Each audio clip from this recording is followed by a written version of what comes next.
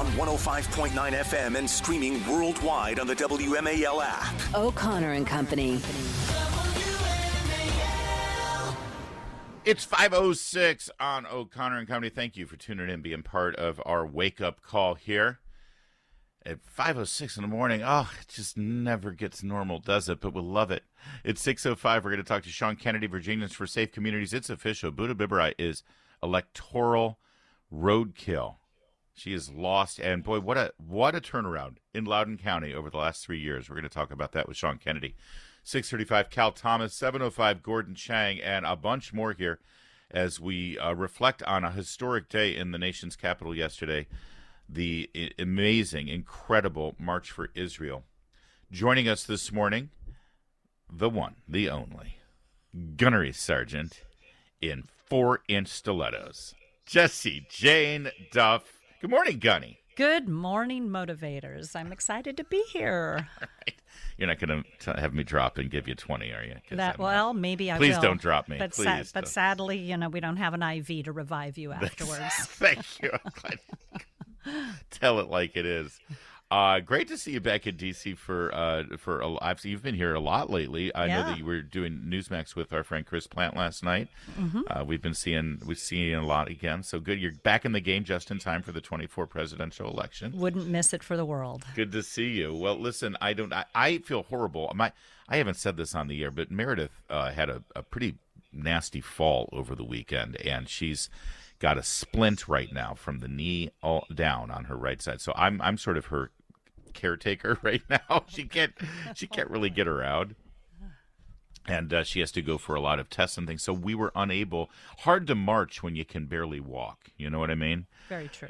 So sadly, I missed the incredible pro-Israel rally yesterday in Washington, D.C. We certainly spent a lot of time talking about it yesterday morning, and I said there would be tens of thousands and hopefully over 100,000. Well, to hell with that. There were nearly 300,000. The crowd estimates right now, Jesse, 290,000 people gathered on the mall. And let me tell you something. No trash, no confrontations with police, no confrontations with each other or counter-protesters. Nothing but American flags and Israeli flags waving in unison and in harmony. People were singing the national anthem. It was good cheer. It was a beautiful day. They left the National Mall cleaner than they found it. Just an incredible scene of gathering, of public assembly, of making your voices heard, the passion, the love, the patriotism. I think it was one of the most incredible patriotic things I've seen in a long time in a town like this. That's saying a lot. I'm sorry I missed it. And by the way, the speakers ranged from Speaker of the House Mike Johnson to Minority Leader Hakeem Jeffries to Majority Leader Chuck Schumer, to Joni Ernst representing the Republicans in the Senate. I'm assuming Mitch McConnell was unable to be there for health reasons.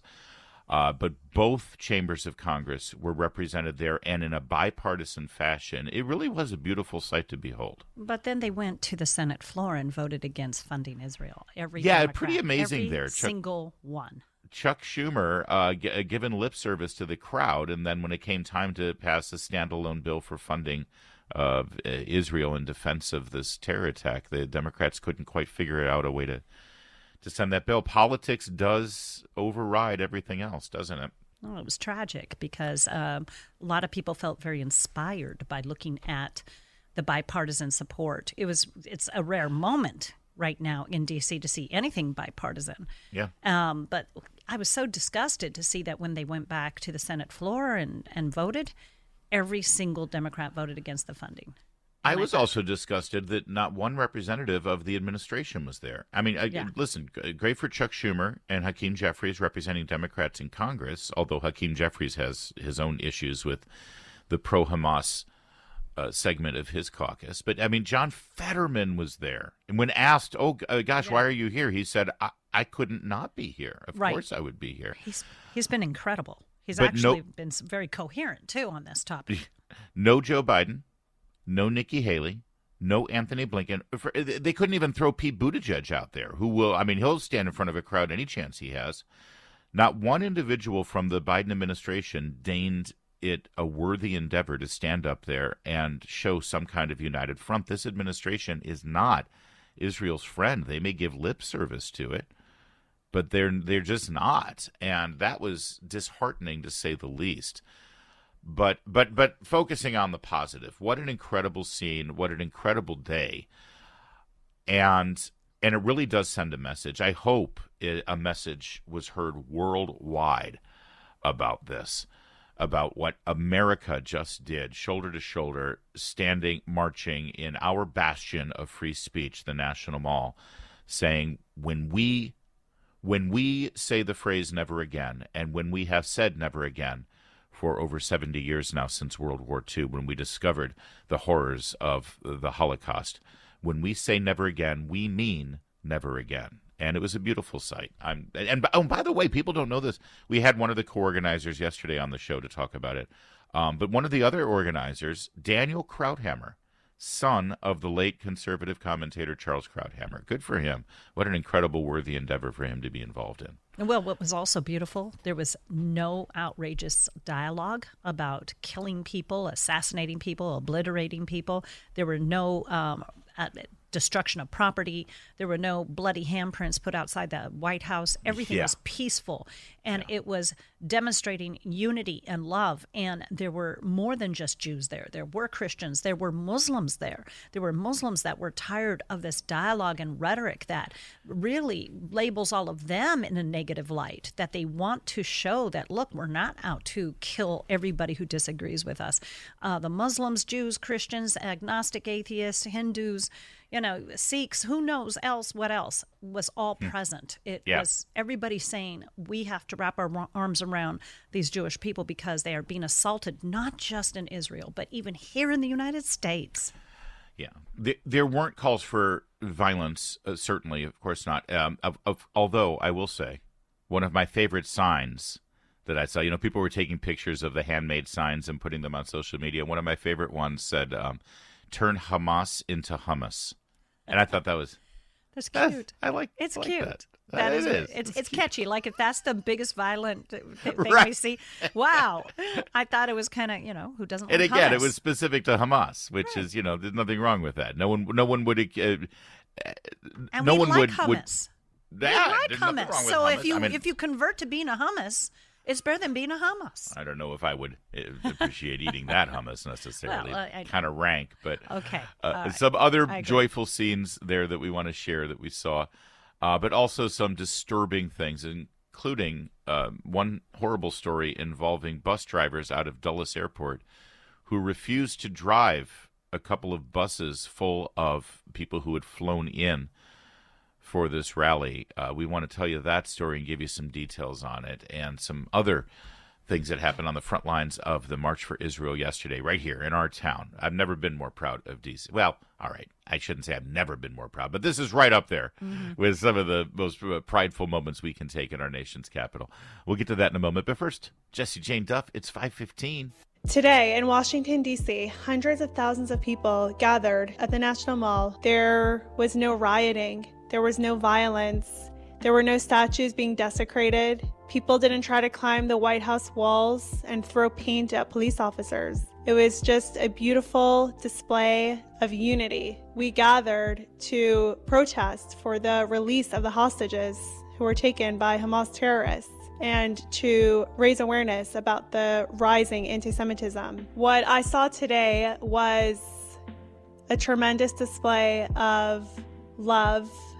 That was Chaya Rychek, the proprietor of the Libs of TikTok website and social media footprint, talking about what she saw as she flew in for the protest as well. And it's a good description of exactly what happened yesterday. A great day. And by the way, I did love this. A couple of signs. Let's face it. You're Jewish. You live in Washington, D.C. You're pro-Israel, and you're single. What better place to find somebody than at the protest yesterday? And so there were a couple of people who were walking around with signs that just said, I'm single, I'm single and available. I just love it. It was a great idea. And one person said, single, gay, Jewish Zionist walking around. Come and get me.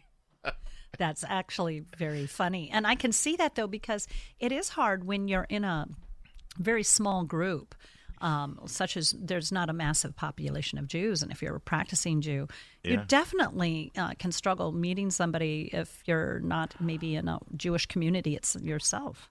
Well, and sadly, probably too many Jewish Americans who live here in Washington, D.C. and are maybe engaged in either the political realm or the media or law or what have you, they're probably surrounded by people who they're now discovering are anti-Israel. Oh. You know, they're probably not, because they're probably working in some left-wing liberal bastion, and they're now discovering, oh my gosh, I can't meet, date, or marry anybody in my business or social circle right now. I got to branch out. And so they go to the pro-Israel march.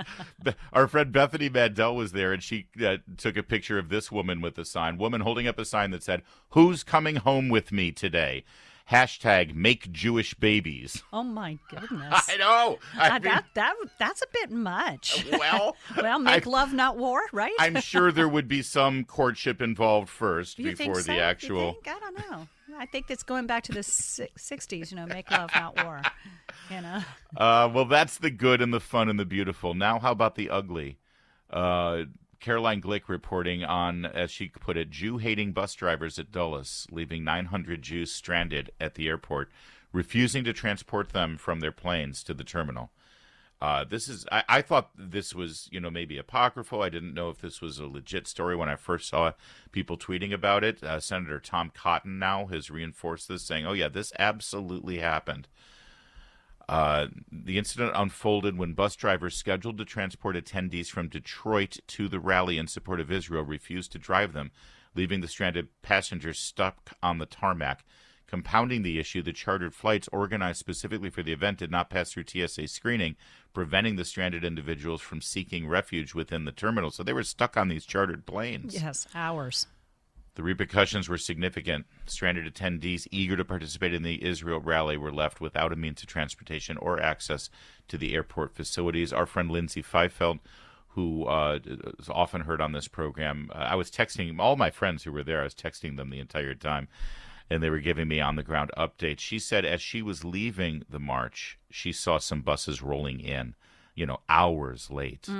And the only explanation is they were probably stranded at Dulles. It's unbelievable that these anti-Semitic bus drivers determined that they would not drive. Well, I wonder they if should be there's- fired, and in fact, the bus company should be sued Right. for civil rights disruption. Right. Denying a service based upon religion, race, creed, color is illegal. When it comes to a bus service that's a public service site like that.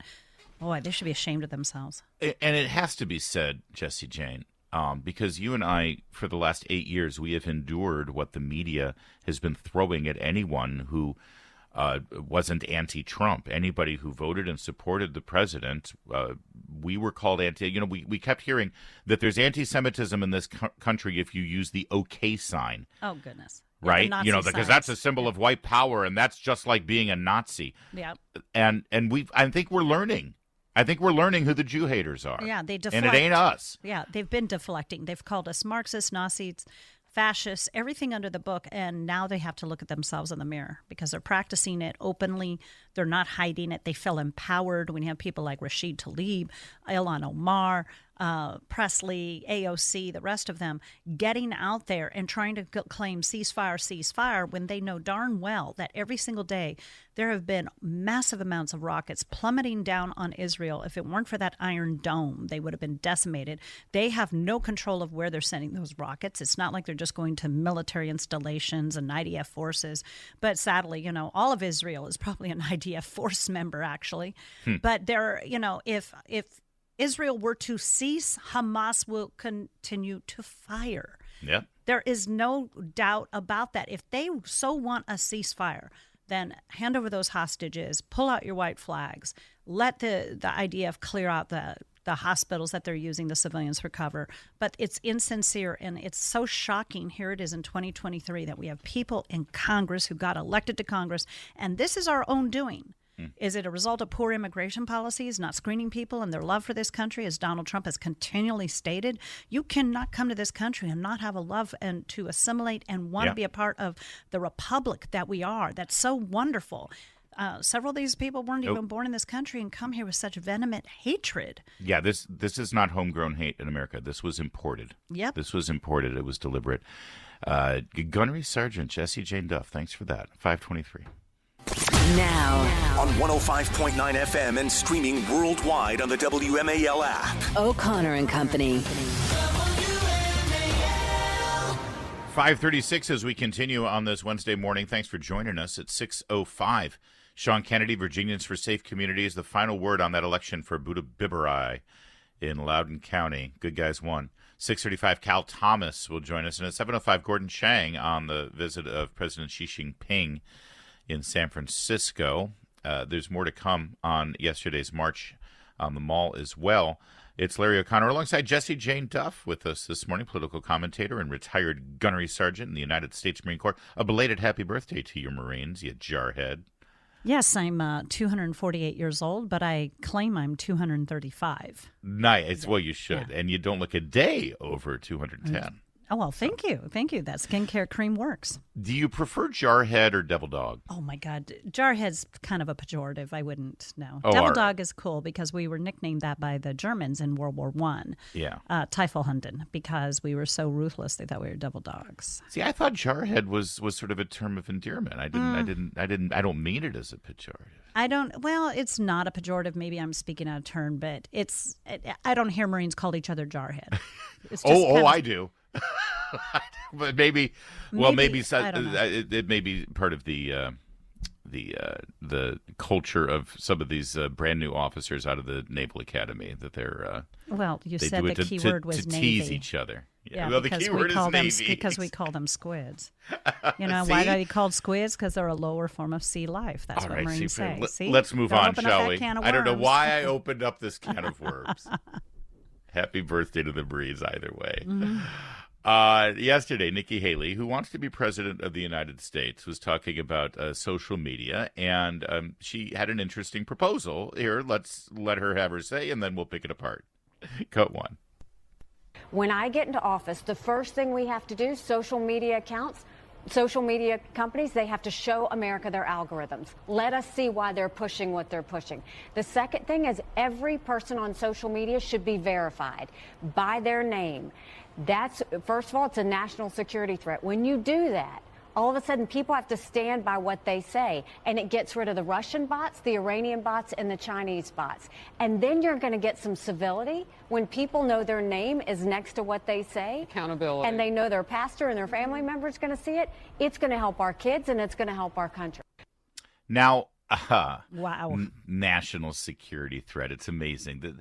As Molly Hemingway points out on Twitter, while she's still able to point things out on Twitter or on X, we've conclusively learned the regime's claims of Russian bots were more or less invented out of thin air to suppress speech of Americans who oppose them.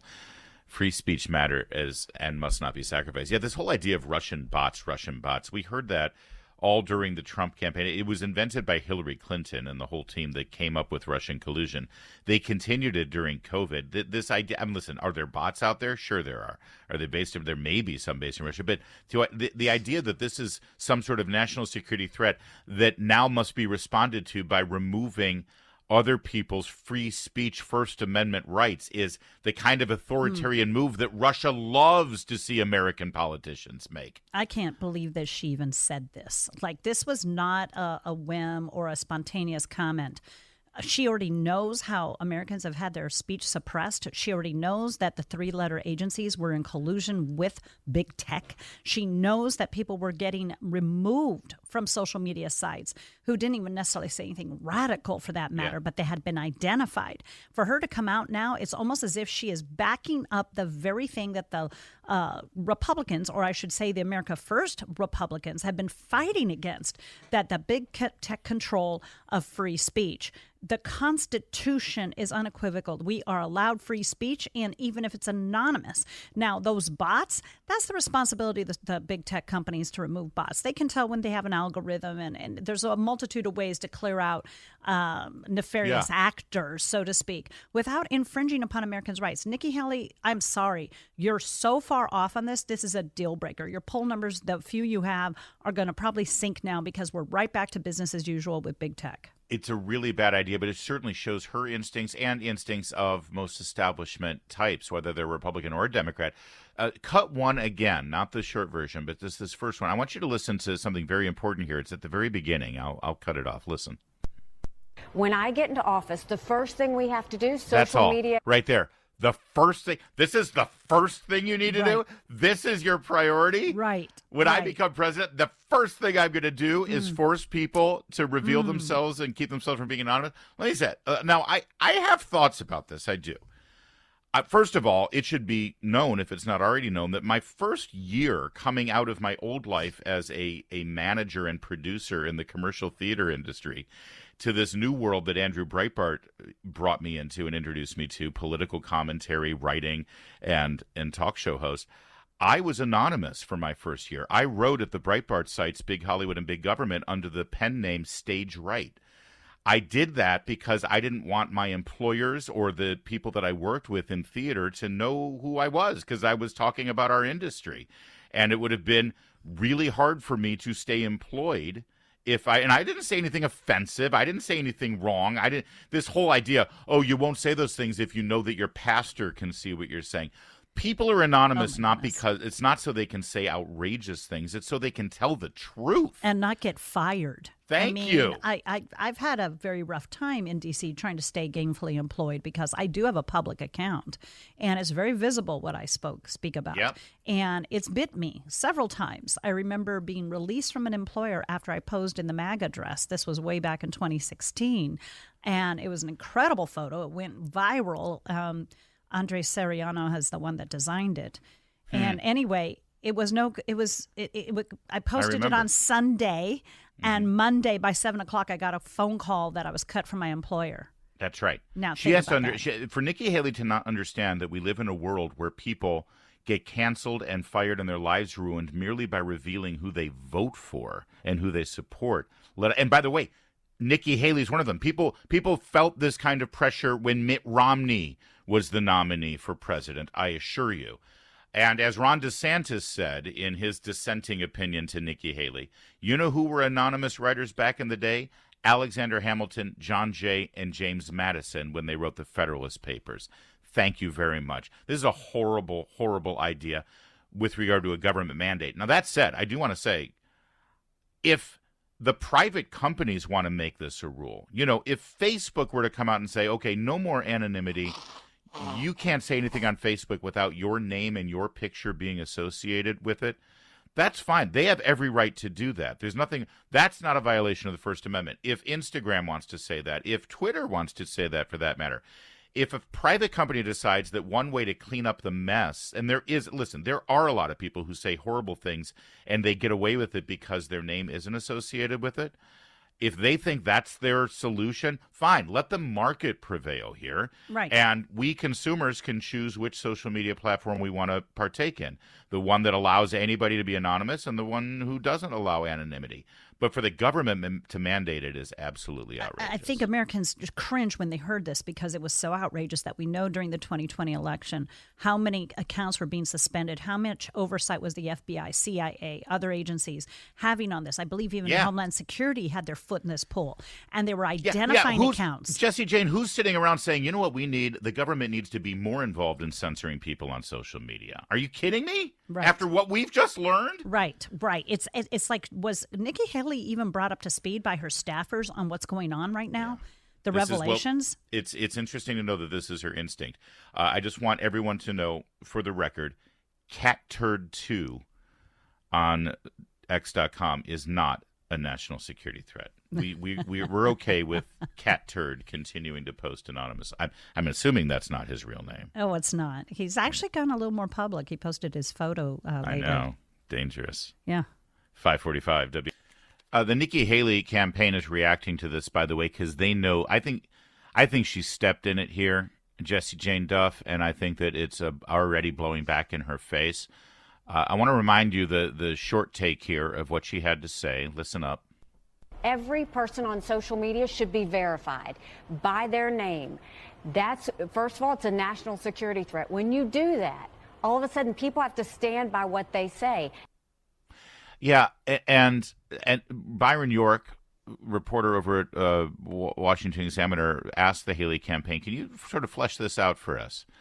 What does she mean by this, mandatory identification? And here's the statement from the campaign. We all know that America's enemies use anonymous bots to spread anti-American lies and sow chaos and division within our borders. Nikki believes social media companies need to do a better job of verifying users so we can crack down on Chinese, Iranian, and Russian bots. That's common sense. All right. Goodness. Let me just pause there for a moment. That's not what she said. Mm-mm. She didn't say tech companies need to do a better job of cracking down on foreign bots trying to undermine American values. Listen to the entirety of what she had to say again. This is cut one, please, Michael. When I get into office, the first thing we have to do, social media accounts, social media companies, they have to show America their algorithms. Pause there for a minute. Let us Pause. She didn't say social media companies need to do a better job. She said, when I become president, she's going to make social media companies do it. She said, I'm sorry, words matter. Yeah. She didn't say I'm going to use the power of the bully pulpit to encourage private companies to change their policies. No. She said social media companies will have to. And no mention of working with Congress, looking No. at... No. Not at all. This is very Stalinistic of her. Right. Let's control your speech. And the response from the campaign here was specifically about anti-American lies and chaos and division from anonymous bots from China, Iran, and Russia. Now listen to what she has to say here. Continue the cut. show America their algorithms. Let us see why they're pushing what they're pushing. The second thing is every person on social media should be verified by their name. That's, first of all, it's a national security threat. When you do that, all of a sudden people have to stand by what they say, and it gets rid of the Russian bots, the Iranian bots, and the Chinese bots. And then you're going to get some civility when people know their name is next to what they say. Accountability. And they know their pastor and their family member is going to see it. It's going to help our kids, and it's going to help our country. Yeah, you see, that last part there has nothing to do with bots. It has nothing to do with national security. Civility. She's trying to mandate civility through infringement of the First Amendment to because as soon as your family and your wife and your pastor sees it, you won't say the things. Guess who that silences? That silences libs of TikTok. Chaya Raichik, who used anonymity through libs of TikTok and against her will was outed by liberal reporters who didn't like the fact that she was pointing out what the left was doing and saying on social media. Libs of TikTok would never have existed in President Nikki Haley's universe. Exactly. That's exactly. And to respond and say, well, this is about national security and about China. No, it's not. No, it's not. It's about her not liking the fact that she gets mean responses from people on Twitter. It's just a head scratcher for me because her campaign obviously did not go over with her. The recent cases where they've revealed how many people were being monitored, people that are everyday names that you and I follow on Twitter were being monitored and potentially suspended. And it's a litany of names. And she's over here now advocating for more of the same. In fact, buckling down on it. Like digging her heels in. Now, this was a Fox News interview. She was sitting on set. She probably had prepared herself to talk about this. And, you know, I appreciate the interviewer saying, well, for civility, but I felt the interviewer missed a great opportunity. Harris Faulkner missed a great opportunity to push back and say, you're talking about suppressing free speech. Right. And she didn't get any pushback. No. Well, she's getting it now. Good. From us. It's 5:53.